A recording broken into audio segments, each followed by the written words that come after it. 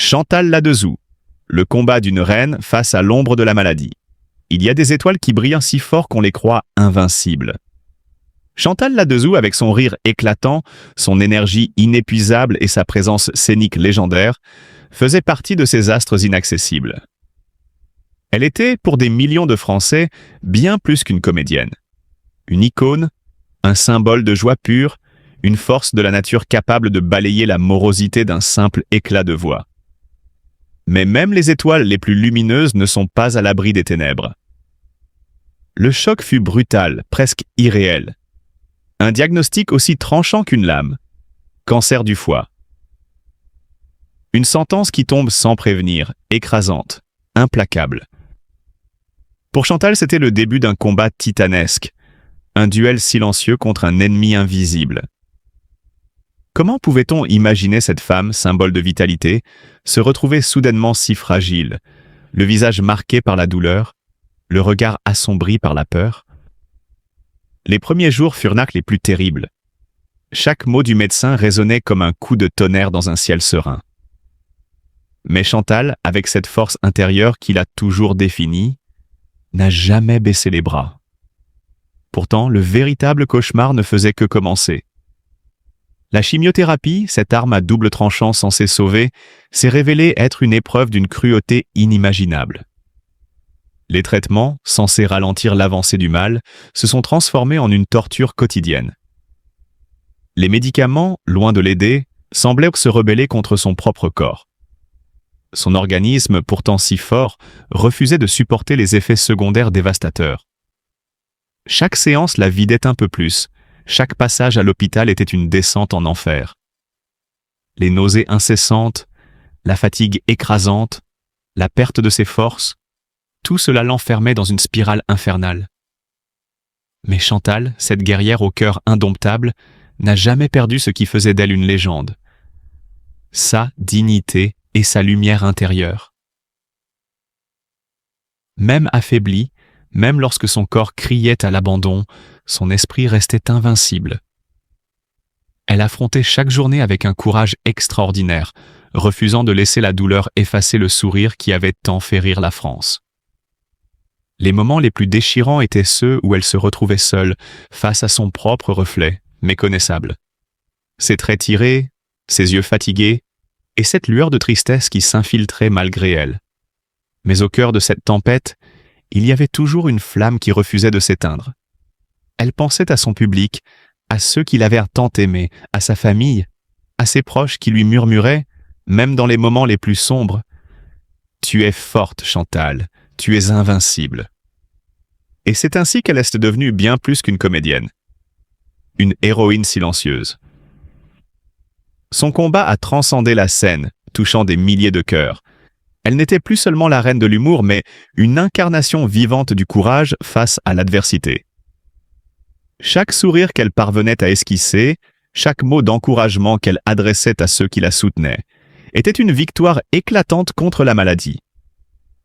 Dans cette épreuve, Chantal Ladezou nous a rappelé que la vraie grandeur ne réside pas dans la célébrité, mais dans la manière dont on affronte les ténèbres. Sa lutte, marquée par la douleur, l'épuisement et la peur, est devenue une leçon de vie.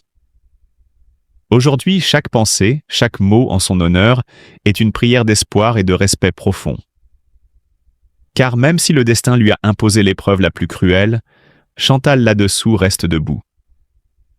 Une reine, une légende, une âme lumineuse qui ne s'éteindra jamais dans le cœur de ceux qu'elle a tant fait rire. Et maintenant, tant inspiré. La maladie n'a pas seulement affecté son corps, mais aussi son esprit. Chaque jour devenait un combat invisible, marqué par des douleurs physiques intenses et une fatigue accablante. Chantal, autrefois pleine de vitalité, s'est vue dépérir peu à peu, son énergie disparaissant sous le poids d'un traitement lourd et implacable. Les séances de chimiothérapie, censées ralentir l'évolution de la maladie, se sont révélées encore plus cruelles que prévu. Les médicaments ne semblèrent pas convenir à son organisme fragile, provoquant des effets secondaires insupportables. Nausées constantes, perte de poids rapide, insomnie, et une immense faiblesse qui la privait même de ses gestes les plus simples du quotidien. Mais au-delà de la douleur physique, c'est la souffrance intérieure qui l'a le plus marquée. Voir son reflet dans le miroir devenait une épreuve de plus en plus difficile. Son visage amaigri, ses yeux fatigués et son teint pâle racontaient l'histoire d'un combat silencieux que peu pouvaient vraiment comprendre. Le contraste entre la femme forte qu'elle avait toujours été sur scène et celle qu'elle devenait chaque jour dans l'intimité était brutal, presque insoutenable. Le plus déchirant pour Chantal, cependant, n'était pas sa propre douleur, mais la peine infligée à ses proches. Voir l'inquiétude dans les yeux de sa famille, ressentir l'impuissance de ses enfants face à une souffrance qu'ils ne pouvaient apaiser. Chaque moment passé avec eux était teinté d'un mélange de tendresse et de tristesse profonde. Elle s'efforçait de cacher ses larmes, de sourire malgré tout. Mais au fond, elle savait que cette épreuve les affectait tous, bien au-delà des mots. Cette période sombre a aussi réveillé en elle des souvenirs douloureux du passé, des blessures anciennes qu'elle croyait avoir surmontées. Chaque instant de solitude la confrontait à ses peurs les plus profondes. Celle de l'oubli, de l'inutilité et surtout, celle de laisser derrière elle ceux qu'elle aimait le plus. Pourtant, au cœur de cette tourmente, Chantal puisait une force inattendue dans l'amour de sa famille et le soutien de ses fans fidèles. Chaque message d'encouragement, chaque mot d'espoir lui donnait le courage de continuer à se battre, même lorsque tout semblait perdu.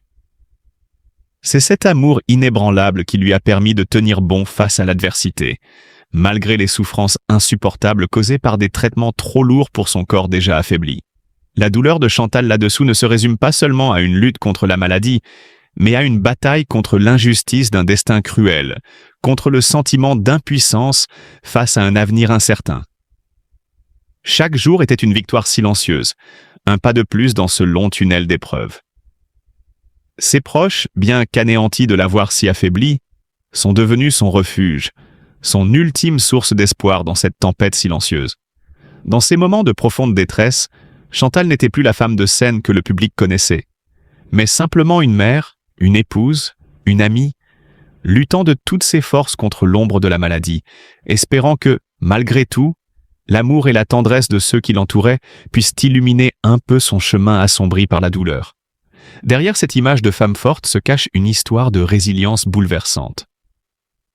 Chantal là-dessous a dû affronter l'épreuve la plus terrible pour une mère, la perte de son fils Alix dans un tragique accident de voiture. Ce drame intime qu'elle porte avec une dignité remarquable n'a jamais éteint sa flamme. Au contraire, il l'a rendue plus combative, plus lumineuse encore sur scène, comme si chaque éclat de rire qu'elle provoquait était un hommage à la vie elle-même. Au cinéma, elle brille également, avec des rôles mémorables dans des films comme « C'est quoi cette mamie ?» ou « Alibi.com », où son humour décapant et son naturel désarmant volent la vedette à chaque apparition. Chantal n'a pas besoin de longs dialogues pour s'imposer à l'écran. Un simple regard, une réplique bien placée, et la salle entière explose de rire. Aujourd'hui, à plus de 70 ans, Chantal là-dessous demeure une étoile scintillante du spectacle français. Son élégance atypique, son humour sans filtre et sa capacité à se réinventer sans cesse font d'elle une véritable légende. Elle n'est pas seulement aimée, elle est admirée, respectée et reste une source d'inspiration pour des générations entières d'artistes. Chantal là-dessous, c'est l'incarnation même du courage et de la passion. Une femme qui a transformé ses blessures en éclats de rire, ses peines en triomphe. Elle est cette voix inoubliable qui résonne dans les cœurs, cette force indomptable qui prouve que, même face aux épreuves les plus dures, l'humour peut devenir une arme puissante et un baume pour l'âme. En la voyant sur scène, une évidence s'impose. Chantal là-dessous ne joue pas un rôle. Elle vit pleinement chaque instant. Et dans cette authenticité réside sa grandeur. La vie peut parfois être cruelle, et Chantal là-dessous en est aujourd'hui une preuve poignante. Cette femme au sourire éclatant, connue pour sa joie de vivre et son humour irrésistible, traverse l'une des épreuves les plus douloureuses de sa vie. Le diagnostic de cancer du foie est tombé comme un coup de tonnerre, laissant place à la peur, à l'incertitude et à une douleur profonde.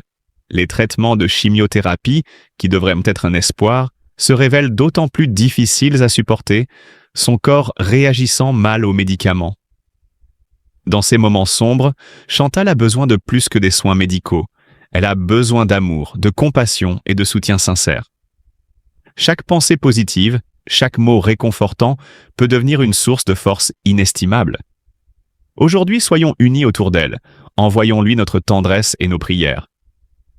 N'oublions jamais que derrière chaque célébrité se cache un cœur humain, vulnérable et courageux face à l'adversité. Ensemble, apportons-lui un peu de lumière dans cette période d'obscurité. Et moins difficile, mais c'est peut-être un préjugé. Qu'en est-il dans les grandes écoles et à Sciences Po Lille? Alors, oui, je pense que c'est différent parce que d'abord la taille des écoles en règle générale fait que peut-être on a été plus à même de faire de la gestion en plus grande proximité des élèves. Mais je vais vite là parce que je pense qu'en fait les situations sont extrêmement hétérogènes. Il y a des universités de petite taille, l'université de Bretagne est plutôt une université de petite taille, des universités énormes. Lille, c'est 75 000 étudiants. Donc je pense que en fait les situations là, on campe une situation générale, mais je crois qu'en fait il y a des situations extraordinairement différentes. C'est la première chose que je voulais dire. La deuxième, c'est qu'il ne faut pas oublier, même si c'est pas l'objet aujourd'hui là, il faut pas oublier